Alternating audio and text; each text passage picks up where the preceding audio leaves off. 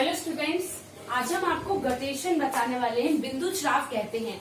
ठीक, BSc third year में जो प्रैक्टिकल है बिंदु श्राव, आपको शॉर्ट क्वेश्चन में भी ये पूछा जाता है। तो मैं गटेशन बताऊंगी, गटेशन की डेफिनेशन, साथ ही साथ हम गटेशन का प्रयोग कैसे करते हैं उसको भी हम आपको बताएंगे। तो जो गटेशन होता है बीएससी थर्ड ईयर में, यहाँ पर नेस्टोरिटियम जो लीफ होती है, उस लीफ में हम गटेशन की प्रक्रिया बताएंगे। तो सबसे पहले गटेशन है क्या? आपने देखा कि वाष्पोत्सर्जन के माध्यम से जल वाष्प बनकर प्रकाश की उपस्थिति में वाष्प बनकर उड़ जाता है।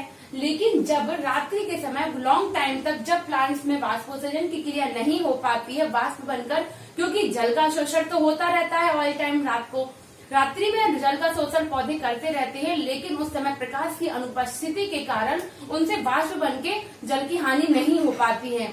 उस अवस्था में कुछ समय के लिए क्या होता है, उस अवस्था में जल की जो ड्रॉप्स होती हैं, बूंदें, श्राव करने के लिए बिंदु श्राव के रूप में जल पत्तियों के छिद्रों से, और जिन छिद्रों को हम क्या कहते हैं, जल रंध्र कहते हैं, उन छिद्रों के माध्यम से जल बूंद के रूप में, छिद्र बनकर ड्रॉप के रूप में बाहर निकलता रहता है। तो ये क्या कहलाता है? इस प्रकार से जल का रात्रि के समय के अनुसार, सुबह आपने ध्यान दिया होगा कि हमेशा सुबह पौधों पे, कभी कभी टमाटर की पत्तियों पर या फिर कई लीफ पर आपने देखा होगा हल्की हल्की ओती बूंदों के समान छोटी छोटी ड्रॉप्स होती हैं पानी की। वही जो पानी की छोटी छोटी ड्रॉप्स होती हैं वही गटेशन के बिंदु श्राव कहते हैं, जिसके माध्यम से स्रावित होती हैं। क्योंकि ये क्या है, ये आप कह सकते हैं वाष्पोत्सर्जन के प्रतिकूल दर्शाया गया है, क्योंकि वाष्पोत्सर्जन न होने के कारण यह प्रतिकूल दशा में बिंदु श्राव करता है।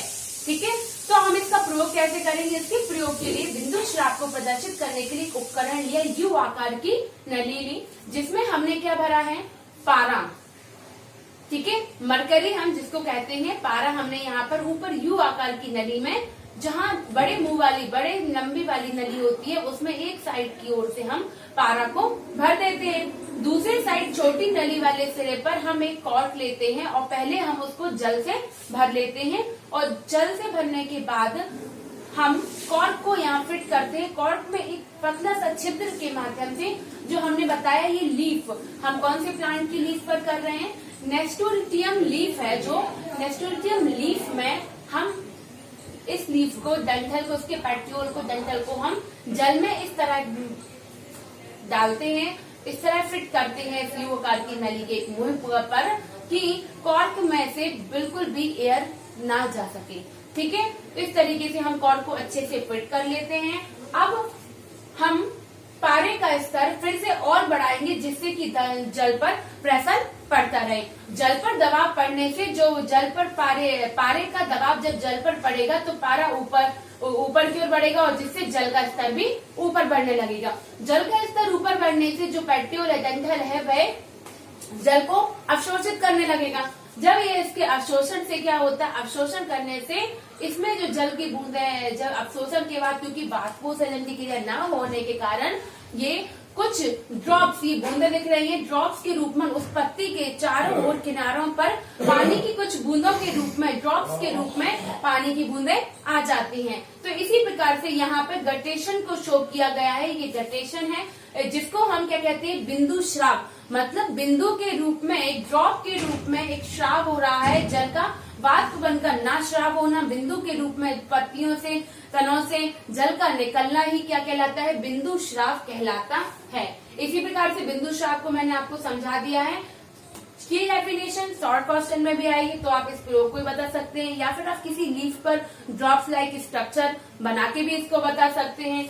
ठीक, और ये पारे का जो एग्जाम्पल, ये प्रयोग अगर जैसे आता है बिंदु श्राव का, तो आप बिंदु श्राव के प्रयोग को भी बता सकते हैं कि किस प्रकार से इसके प्रयोग को किया जाता है।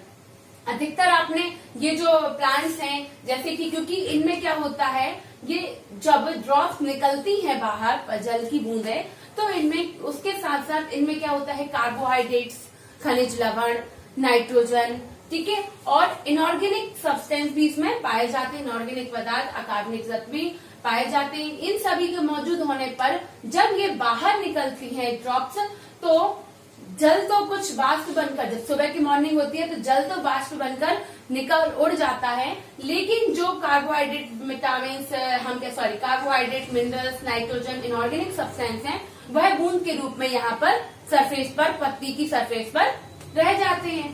ठीक, और ये किसके माध्यम से निकलते हैं? बिंदु स्राव किसके माध्यम से हो रहा है? छोटे छोटे पत्ती में जो जल रंध्र होते हैं, ठीक है, उनके माध्यम से ये पानी की बूंदे के रूप में बाहर निकल आते हैं। ठीक, तो ये छोटे छोटे पॉइंट्स आपको ध्यान रखने होते हैं और ये आंध्र प्रदेश वाले जो प्लांट्स होते हैं उनमें ज्यादातर देखा गया है। ठीक है, तो आई होप आपको क्लियर होगा कि बिंदु स्राव किस प्रकार से होता है। गटेशन की प्रोसेस आपको मैंने यहाँ पे इंग्लिश नहीं लिखी है, लेकिन हाँ आपको बिंदु स्राव कभी अगर लिखा नहीं आए तो आपको गटेशन के नाम से आएगा ये क्वेश्चन। और गटेशन आप ध्यान रखिए, गटेशन मतलब ही बिंदु स्राव है। बिंदु स्राव में जल का बिंदौट के रूप में बाहर निकलना ही प्रकाश की अनुपस्थिति में, तो ये बिंदु स्राव कहलाता है। ठीक है स्टूडेंट, थैंक यू।